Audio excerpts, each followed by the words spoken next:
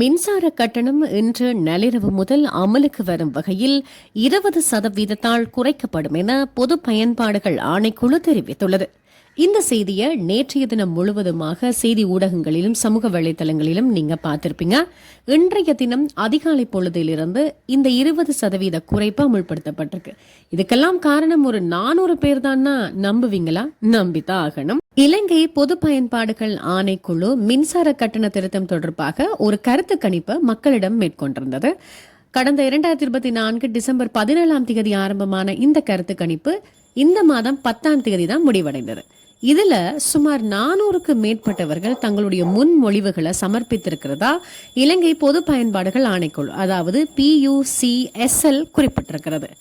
இந்த பொதுமக்களுடைய கருத்து கணிப்பை முன்வைத்து அதை ஆலோசனையாக கொண்டு அதுக்கு பிறகுதான் 20% மின் கட்டணத்தை குறைச்சிருக்காங்க.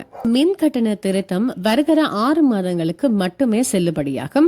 அதற்கு பிறகு மாற்றம் இருந்தா மாற்றம் இல்லாட்டி பொது பயன்பாடுகள் ஆணைக்குழுவால அது தொடர்பான விவரங்கள் எங்களுக்கு அறிவிக்கப்படும். இதுல வீட்டு பாவனைக்கான மின் கட்டணம் 20%, மத வழிபாடுகள் தலங்களுக்கான மின் கட்டணம் 21%, ஹோட்டல்களுக்கு 31%, தொழில்சார் நிறுவனங்களுக்கு 30%, அரச நிறுவனங்களுக்கு 11% மின் கட்டண திருத்தங்களை குறைத்து திருத்தம் மேற்கொண்டிருக்காங்க.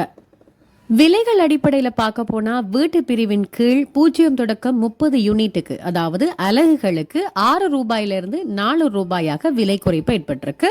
31 60 யூனிட்டுக்கு இடையில 9 ரூபாயிலிருந்து 6 ரூபாயாக விலை குறைப்பு ஏற்பட்டிருக்கு. விலை குறைப்பு என்னவோ மகிழ்ச்சியை கொடுத்தாலும் பாவனையினுடைய அளவை மட்டுப்படுத்துவது பொதுமக்களாகி எங்களுக்கு இருக்கக்கூடிய ஒரு கடமை. தேவையில்லாம ஸ்ட்ரீட் லைட் பத்துறது, வீட்டுல லைட் பத்துறது, இல்லாட்டி அவசியமே இல்லாம சில பொருட்களை நாங்க மின்சாரத்தை பயன்படுத்தி இயக்கிறது, இதுகளை கொஞ்சம் கட்டுப்படுத்த வேண்டும், மட்டுப்படுத்த வேண்டும். அப்படி நாங்க பொதுவாக பயன்படுத்தக்கூடிய சில வளங்களை முறையாக பயன்படுத்தினாலே போதுமானதாக இருக்கும். எதிர்வரும் காலத்துல இந்த விலை தொடர்பான குறைப்பை இன்னும் அதிகரிக்கிறதுக்கு